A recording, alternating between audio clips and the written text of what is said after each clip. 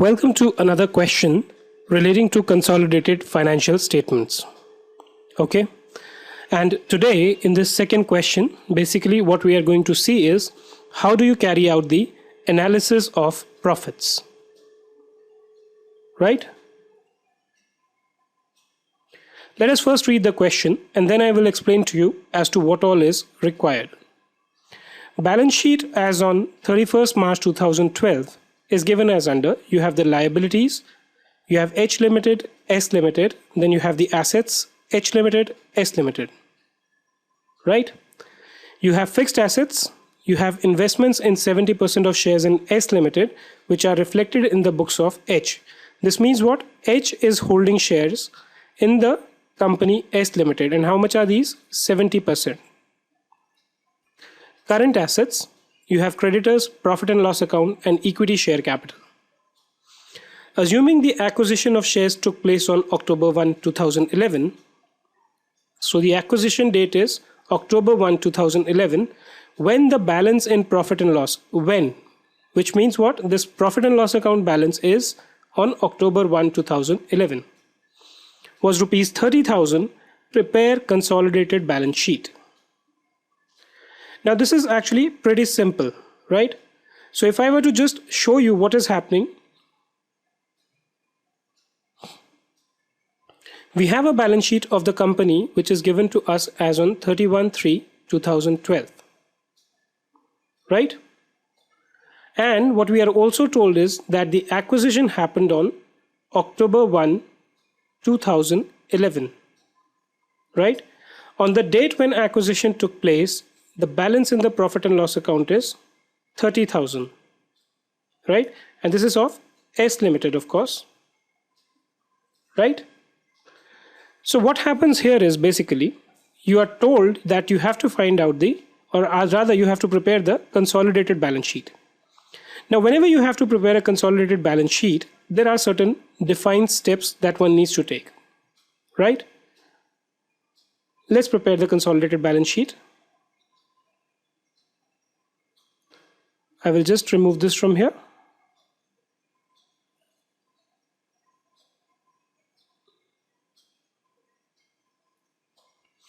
Consolidated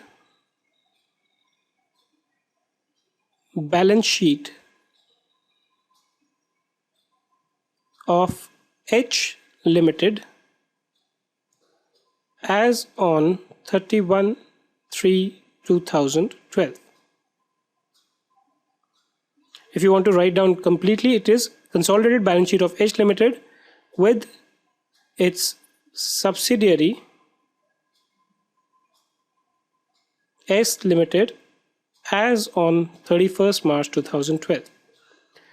So you have assets, you have liabilities.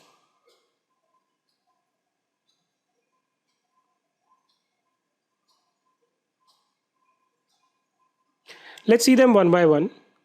On the asset side, you have first thing is fixed assets, right? So the procedure is simple. We start moving from the right side of the balance sheet. Let me just clear these signs so that we are once again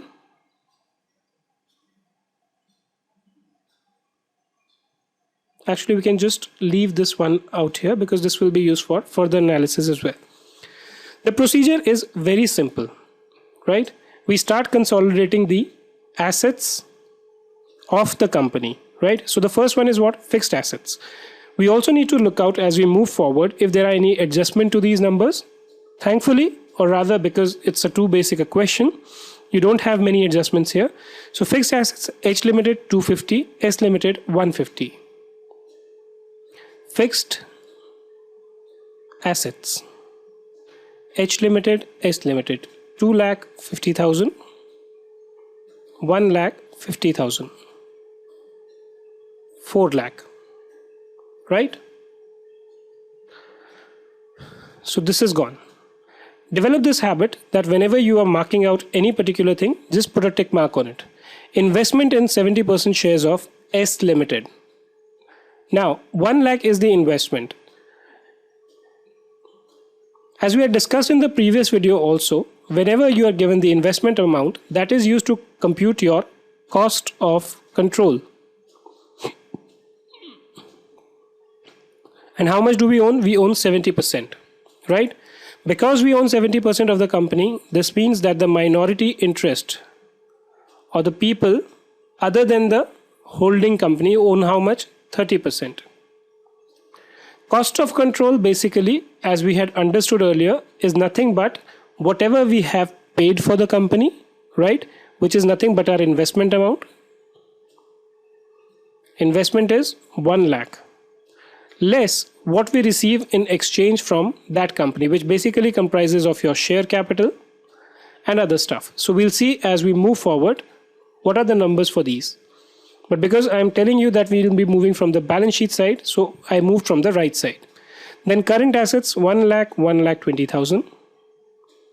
Current assets 1 lakh, 1,20,000. 2,20,000. Right? Again, let's go back to the balance sheet. Creditors 150, 90,000. Well, we'll just do a total of these as well. Creditors H Limited, S Limited, total goes to the outside column. 150 and 90,000.